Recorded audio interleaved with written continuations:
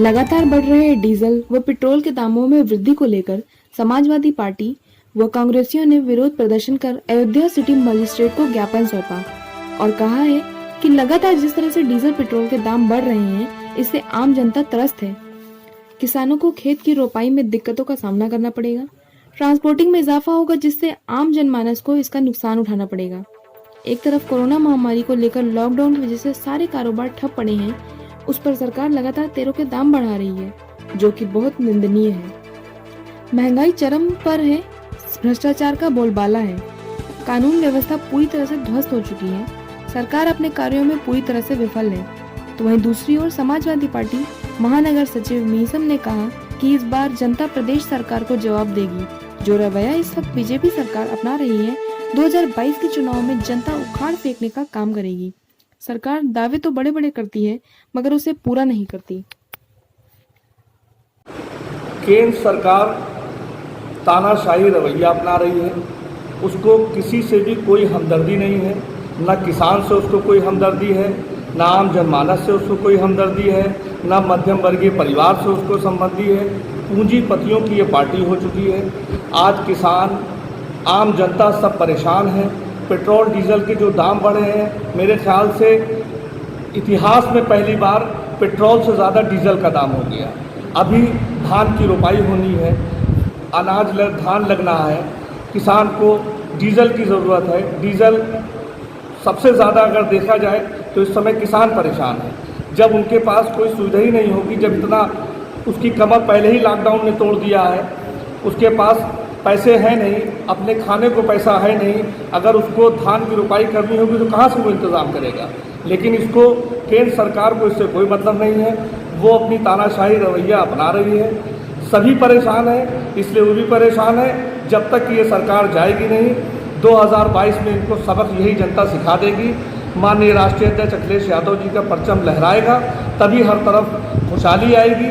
हर तरफ लोग जो उम्मीद आस लगाए बैठे हैं, वो 2022 में इनको पूरा हो जाएगा। इनका जो काम है सब खत्म है। कानून व्यवस्था आप देख ही रहे, कानपुर का भी आपने कांड देख ही लिया है, जो बलात्कार चरम पर है। खुलेआम गुंडे लोगों को गोली मार दे रहे हैं, सड़क पर गोली मार दे रहे हैं। एप्पल के तिवारी जी को गोली मार दिया, यादव जी को गोली मार दिया। तो कानून व्यवस्था तो सीधे सीधे ध्वस्त हो चुकी है, क्योंकि गुंडों को अब कोई भय डर रही नहीं गया है।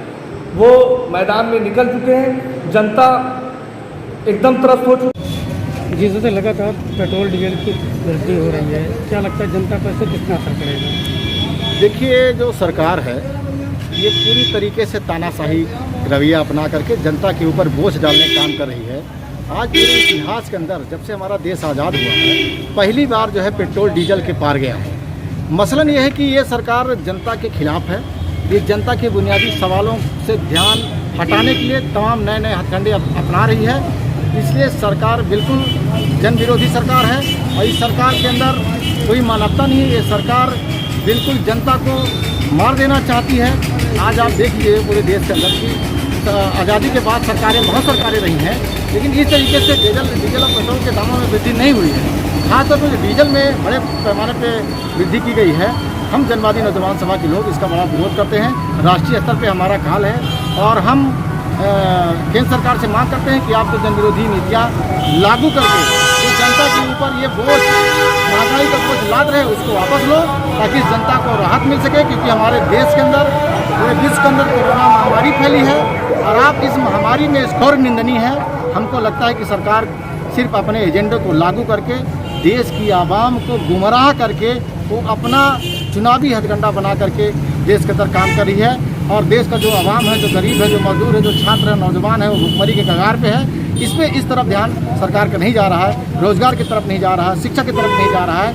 ये सिर्फ एक सूत्री अपने चुनावी अभियान को बना करके सत्ता के लिए काम कर रहे हैं। इसलिए ये सरकार पूरी तरीके से जन विरोधी है और हम पेट्रोल और डीजल के मूल्य वृद्धि को वापस लेने की मांग करते हैं और सरकार की घोर निंदा करते हैं। प्रदेश सरकार की कानून व्यवस्था आप लोगों के सामने है कि आप कानपुर के अंदर देखो, जो शेल्टर हाउस है उसमें किस तरीके से जो है जानते हैं कि इंटरनेशनल बाज़ार में पेट्रोल के कच्चे तेल की कीमत, क्रूड ऑयल की कीमत बहुत नीचे आ चुकी है। मगर ये मोदी सरकार जब सरकार में नहीं थी, सन 2013 और 14 की शुरुआत के इनके बयान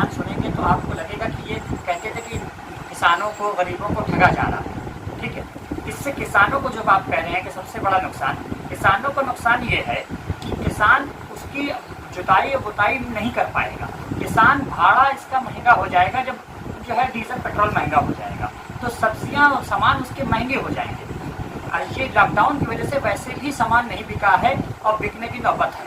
महामारी की नौबत थी, एकदम 1 रुपये और 2 रुपये सब्जियों के दाम बेचे गए। इसलिए पेट्रोल और की कीमतों को सरकार अपने खजाने न भर के जनता को फायदा देने के लिए इसको कम करे और इस पर सब्सिडी इतनी ज़्यादा बढ़ा दी है, इतनी ज़्यादा टैक्स बढ़ा दिए हैं कि इसकी वजह से कीमत नीचे नहीं आ रही है। और आज पेट्रोलियम मंत्रालय के इतिहास में, भारत के इतिहास में पहली बार ऐसा हुआ है कि डीजल का दाम पेट्रोल से ज़्यादा हो चुका है। और ये सरकार चूड़ियाँ बेचती थी, इसकी मंत्री स्मृति ईरानी प्रधानमंत्री को चूड़ियाँ पेट्रोल पे बेचती थी। आज इनको देखिए कि ये अपनी चूड़ियाँ कहाँ रखे हैं। माननीय नरेंद्र मोदी प्रधानमंत्री को चूड़ियाँ क्यों भेजेंगी, कब भेजेंगी, ये सवाल मेरा है।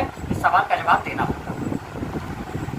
आप प्रदेश सरकार जब आई थी तब उसका एक नारा था चुनाव में कि हम कानून व्यवस्था सपा की भ्रष्ट सरकार में जो अपराधी इतना चरम सीमा पहुंच चुके हैं, बोलबाला है, हम उसको नीचे करेंगे।